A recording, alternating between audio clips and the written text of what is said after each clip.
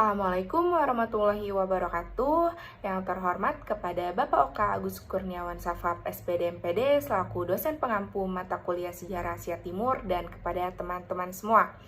Perkenalkan, nama saya Dwi Mustika sebagai perwakilan dari kelompok 1 akan menjadi moderator dalam presentasi kuliah pada siang ini. Adapun anggota dari kelompok 1 yaitu Muhammad Ali Marwan dengan NPM 212171037, Asep Zainal Ausop dengan NPM 212171075 dan Rudi Hakiki dengan NPM 212171082. Dalam kesempatan kali ini, kami akan mempresentasikan hasil kerja kelompok kami nih mengenai materi sejarah kebudayaan Cina. Baik, langsung saja kita ke pemateri yang pertama, dipersilahkan. Assalamualaikum warahmatullahi wabarakatuh. Saya Muhammad Ali Marwan dengan NPM 212171037. Di sini saya akan membawakan materi yang pertama, yakni dimulai dari awal mula peradaban Cina. Peradaban Cina dimulai dari Sungai Huanghe, yang dimana kebudayaan ini termasuk kebudayaan tertua di Cina, terjadi sekitar 4000 tahun sebelum Masehi, dan merupakan kebudayaan Tiongkok yang terletak di Cina Utara yang berhulu di pegunungan Kuen-Lun Tibet dan kemudian bermuara di Teluk Sili. Di sepanjang aliran sungai ini terdapat dataran rendah yang sangat subur. Dataran rendah tersebut ditanami oleh tanaman seperti gandum dan padi. Panjang Sungai Huanghe ini sekitar 5.464 km dan merupakan sungai terpanjang kedua di Cina setelah Sungai Yangtze. Sungai Huanghe juga sering disebut Sungai Kuning karena menurut para ahli, lumpur endapan Sungai Huanghe berasal dari tanah los gurun lobi yang diterbangkan berwarna kuning. Tanah los ini berupa butir-butiran pasir yang halus dari gurun. Tanah tersebut ini memiliki sifat yang mudah meresap ke dalam air. Sebab itulah Sungai Huanghe disebut juga Sungai Kuning, dan di sepanjang aliran lembah menjadi sungai yang sangat subur. Kemudian terciptanya lembah sungai ini menjadikan awal lahirnya peradaban Sungai Huanghe di Tiongkok ataupun Cina. Penduduk asli peradaban lembah Sungai Huanghe ini yakni bangsa Han yang berasal dari daerah pegunungan yang bertanah los yang terdapat di provinsi Shanxi. Kemudian mereka bercampur dengan penduduk lembah Sungai Huanghe di Cina Utara dan Selatan, kemudian hidup berkelompok. Kehidupan penduduknya terpaku pada bidang pertanian yang hasil utamanya adalah padi. Selain itu juga ada gandum, jagung, serta juga pertanian cantel yang berupa biji-bijian sebesar lada. Penduduk ini juga mengembangkan hasil perkebunan yang menghasilkan seperti kapas, debu, dan teh yang dimanfaatkan untuk memelihara ulat sutra. Selain di bidang pertanian dan perkebunan, penduduk juga mengembangkan bidang perdagangan ke berbagai mancanegara. Lalu ada yang kedua, yakni kehidupan ekonomi dan sosial masyarakat kebudayaan Huanghe ataupun masyarakat awal Cina. Pada peradaban Sungai Kuning, kehidupan ekonomi masyarakatnya bergantung pada sektor pertanian dan agraris. Masyarakat Cina kuno di lembah ini menanam berbagai macam jenis tumbuhan pangan seperti gandum, padi, teh, jagung, hingga kedelai. Kegiatan ekonomi dalam peradaban lembah Sungai Huanghe ini ataupun Sungai Kuning terus berkembang. Ada yang kemudian berburu dan meramu seperti menangkap hewan buruan atau ikan, kemudian mulai mengembangkan metode kepeternakan. Pada zaman pemerintahan dinasti Zhou, masyarakat Cina kuno yang hidup di lembah Sungai Huanghe sudah mulai berdagang. Bahkan yang sebagian lainnya ada yang menjadi penenun, pengrajin, penebang kayu, buruh, dan lain-lain. Kehidupan sosial masyarakat Cina kuno di lembah Sungai Huanghe ini juga pada akhirnya diatur oleh sistem pemerintahan yang feodalisme. Mulai terdapat pengelompokan sosial dari kaum bangsawan hingga rakyat biasa. Sistem feodal ini kemudian digantikan dengan sistem pemerintahan lainnya, yakni yang untaris yang dijalankan di peradaban lembah Sungai Kuning di Cina. Mungkin Sekian. Kepercayaan pada masa peradaban Cina, yang mana pada waktu itu masyarakat lembah Sungai Kuning Cina atau Huangho menganut kepercayaan politeisme, yang mana mereka memuja dewa-dewi yang mempunyai kekuatan alam.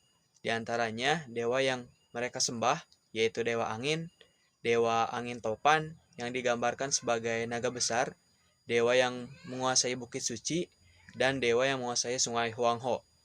Untuk menguasai ataupun memuja dewa sungai Huangho, setiap tahunnya diadakan upacara yang dipimpin oleh para pendeta, khususnya para pendeta perempuan, dengan memberi ataupun memberikan sesaji berupa gadis tercantik di Cina yang diterjunkan di sungai Huangho. Yang mendapat pemujaan tertinggi adalah dewa langit. Nah, masyarakat Cina juga memuja dewa langit yang disebut dengan Xiang, karena langit adalah pemberi hujan dan panas matahari, sedangkan bumi lahan yang menerima sinar matahari dan hujan dari langit, sehingga masyarakat juga memuja dewa bumi. Selanjutnya dalam ilmu pengetahuan dan teknologi, yang pertama yaitu penemuan tulisan piktograf, yang mana tulisan ini hasil kebudayaan dari peradaban Sungai Huangho. Tulisan ini berupa tulisan piktograf yang ditemukan pada masa dinasti Shang. Terjadi pada tahun 1762 sampai 1222 sebelum Masehi. Tulisan ini yang mana bisa ditulis di atas bejana perunggu, tempurung kura-kura, dan tulang binatang. Nah, tulisan piktograf ini berasal dari kata picture dan grafi, yang mana picture ini mempunyai arti gambar, sedangkan grafi yang memiliki arti huruf. Sehingga piktograf dapat diartikan sebagai tulisan dan gambar yang ditulis serta digambar di atas tulang binatang. Yang kedua, penemuan kertas dan alat cetak.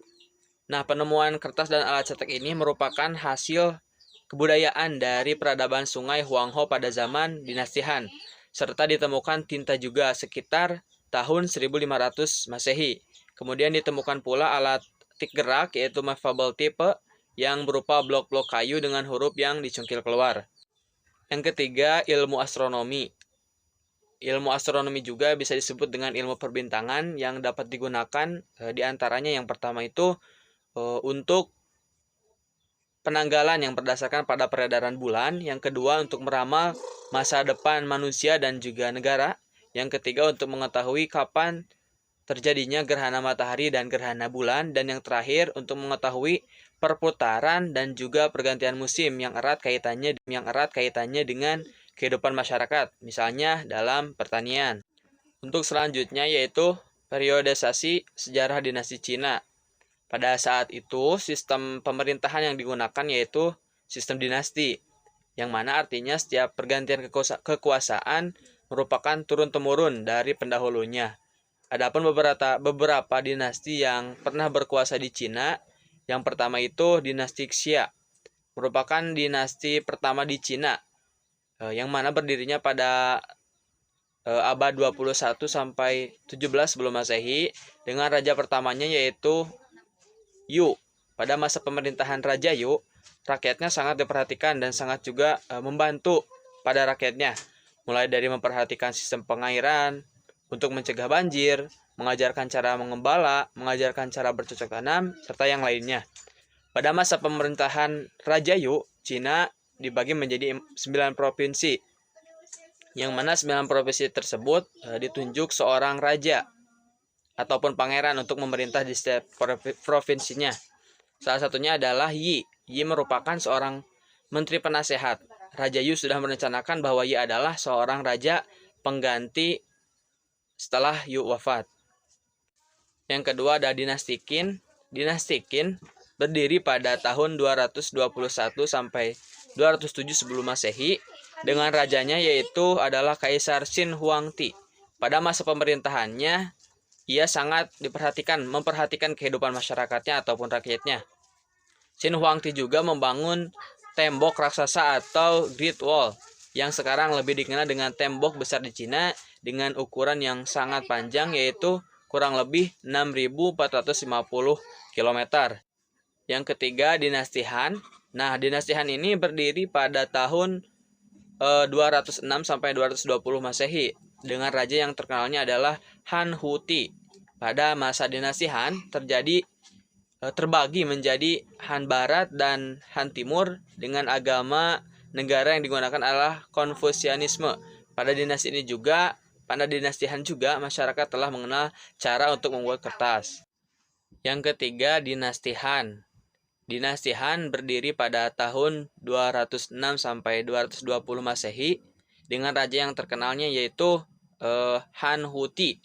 Pada masa dinasti Han terbagi menjadi Han Barat dan Han Timur dengan agama negaranya yaitu Konfusianisme. Nah, pada dinasti Han juga masyarakatnya lebih mengenal cara membuat kertas. Oke, baik, mungkin yang selanjutnya di sini saya akan melanjutkan materi mengenai dinasti Tang ya. Sebelumnya perkenalkan, nama saya Rudi Hakiki dengan NPM 2121711082. Mungkin di sini saya akan memaparkan materi mengenai general ya, mengenai kedinastian, karena mungkin pemaparan lebih detailnya akan disampaikan oleh kelompok selanjutnya. Nah, mungkin nomor 4 ini ada dinasti Tang. Dinasti Tang ini berdiri pada tahun 618 sampai 960 Masehi dan mengalami puncak kejayaannya pada masa pemerintahan Li Shihmin yang bergelar Tang Taishung ya. Pada masa dinasti Tang ini memang banyak sekali perkembangan ya, baik dalam bidang kesastraan, seni lukis dan sebagainya gitu. Nah, mungkin yang kelima ada dinasti Shung. Berdiri pada tahun 960 sampai 1127 Masehi yang didirikan oleh Chao Guangying yang bergelar Taisu ya. Pada masa pemerintahan dinasti Shung ini terjadi serangan, maka dinasti Shung terpecah menjadi dua, yaitu Shung Utara dan Shung Selatan gitu ya, yang beribu kota di Nanking. Nah, yang selanjutnya nomor 6 ada dinasti Yuan. Dinasti Yuan ini didirikan pada tahun 1260 sampai 1368 Masehi.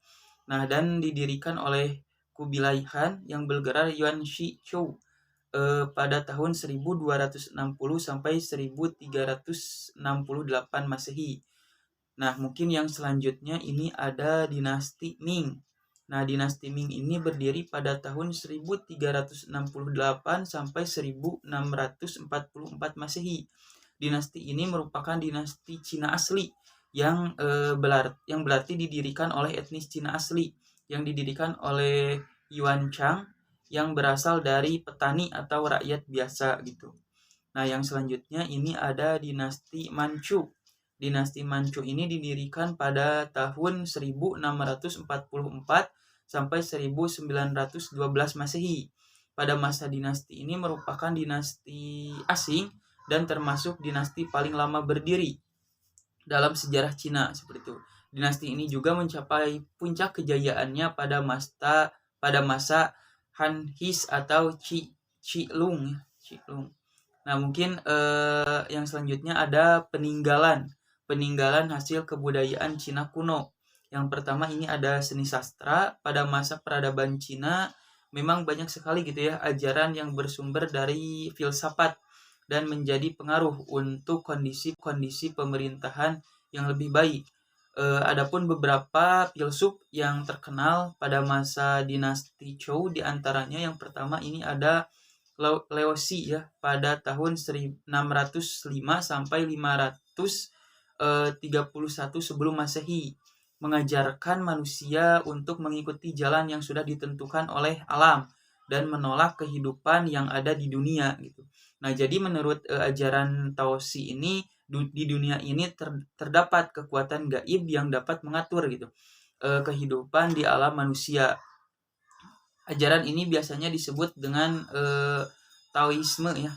Taoisme yaitu sebuah ajaran atau kepercayaan yang praktiknya difokuskan untuk mendapatkan kehidupan yang harmonis dengan kekuatan kosmik gitu ya, yang tidak terlihat, untuk mendapatkan keabadian gitu atau keberkatan dari dewa-dewa seperti itu. Mungkin yang selanjutnya ada Kongfuce ya, ini termasuk juga ajaran filsafat pada tahun 551 sampai 479 Masehi, sebelum Masehi gitu ya, mengajarkan orang Cina untuk kembali kepada kehidupan yang sebelumnya seperti itu. Nah, yang selanjutnya ada filsafat Mingxi ya. Filsafat Mingxi ini pada 372 sampai 280 sebelum Masehi yang mengajarkan tentang pemerintahan, tata negara gitu ya. Mingxi ini berpandangan bahwa semua manusia itu baik. Bila ada seseorang yang berbuat kejahatan, hal itu terjadi karena rasa ketidakpuasan atas pemerintah yang buruk gitu. Seperti itu. Nah, mungkin yang selanjutnya ini dari seni bangunan ya, peninggalan Cina kuno dari seni bangunan. Yang pertama itu seperti kata-kata ya, Cina memang memiliki banyak gitu ya peninggalan peradaban kuno gitu ya. Di antaranya ini yang pertama ada Kuil Langit yang terletak di Peking dan dibangun dengan tujuan untuk menghormati dewa. Yang kedua ada Tembok Besar Cina yang memang dibangun pada masa dinasti Qin bertujuan untuk menjaga pertahanan musuh gitu ya. Nah, yang pertahanan dari serangan musuh gitu. Yang terakhir ini ada pintu gerbang Kuil Kongfuce yang terletak di Peking. Di Peking juga terdapat banyak istana dan kuil yang ditempati oleh para kaisar gitu ya. Pada gerbang ini juga dihiasi dengan lantai warna-warni dengan atap yang berbentuk melengkung ke atas seperti itu. Mungkin sekian pemaparan materi dari saya, kurang lebihnya mohon maaf. Assalamualaikum warahmatullahi wabarakatuh. Baik, sekian pemaparan materi dari kami dan terima kasih kepada teman-teman dari kelompok 1 yang telah mempresentasikan materinya. Semoga dengan presentasi pada kali ini bisa menambah wawasan dan pengetahuan untuk kita semua. Untuk selanjutnya kita bisa diskusi via WhatsApp group. Kurang lebihnya mohon maaf. Wassalamualaikum warahmatullahi wabarakatuh.